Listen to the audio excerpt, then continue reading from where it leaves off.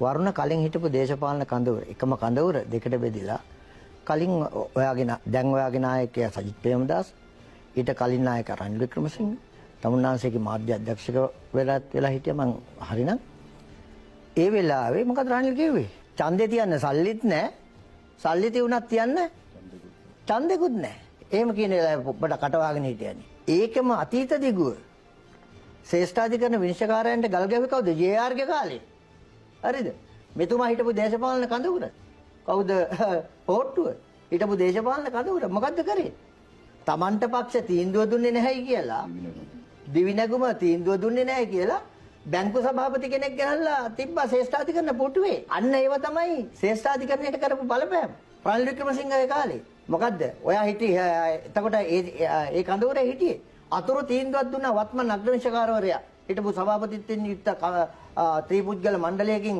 අතුරු තීන්දුවක් දුන්නා ඡන්දේ තියන්න කියලා. තමන්ගේ කැචර් කෙනෙක් දාලා පාර්ලිමේන්තුවේ කමිටුවකට ඒ විනිශ්චයකාරුවන් තුන්දෙනාව පාර්ලිමේන්තුවට ගේන්න කියලා මොෂන් එකක් ගෙනාව කමිටුවක.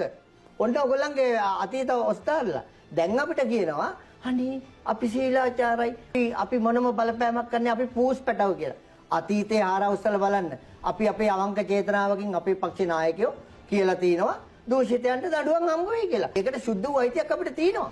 මොකද ස්වාධීන ක්‍රියාවලියක් ඇතුලේ ස්වාධීන මෙහෙයුමක් ඇතුලේ අපි කටයුතු කරනකොට එහෙමයි වෙන්නේ. එතකොට දැන් විපක්ෂයට මොනවද තියෙන විවේචන? ඕගොල්ලන්ට පුළුවන් නම් ගේන්න ප්‍රතිපත්තිමය විවේචන. වරුණ කියනවා නම් මේ යන ආර්ථික මොඩල් එකට ඕගොල්ලෝ 2028 කට ඉවරයි. හරි ඒක අපි ගන්නම් ප්‍රතිපත්තිමය විවේචනයක්. ඒක සංවාද කරමු. ප්‍රශ්නයක් නැහැ. හැබැයි මේ ගේන්නේ මොනවද? ඔක්කොම විවේචන සිද්ධි විවේචන. සිද්ධි විවේචන කියන්නේ මොනවද?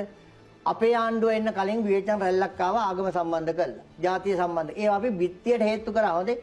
අද දිසා අධිකරණේ වන්දි ගෙවන්න වෙලා තියෙන SJB නායකයන්ට ඒ කියපු දේවල් වලට. තේරුණාද? ඒක අපි අධිකරණදී බලාගමු.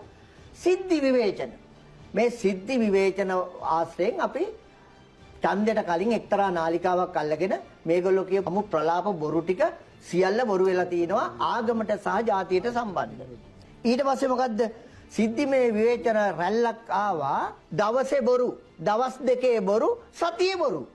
සතියට එහා ගියපු බොරුවක් මේගොල්ලන් නඩත්තු කරගන්න බැරි වුණා. අපි කියනවා අදටත් අපි නායකයෙක්, අපේ පක්ෂේ සමාජිකයෙක්, අපේ මහජන නියෝජිතෙක් මහජන මුදල් අවභාවිතයට අදාළ කරුණු තියෙනවා නම් ඉදිරිපත් කරලා ඔප්පු කරගන්න. ප්‍රශ්නයක් නැහැ. ඊට අදාළ ආයතන තියෙනවා. ඕගොල්ලෝ ගිහලා එහෙම දෙයක් තියෙනවා කියන්නේ. මම කියන්නේ අපි ශක්තිමත් දේශපාලන සංස්කෘතියක් මේ රටට අඳුන්වලා දීපු මිනිස්සු. අපි දේශපාලන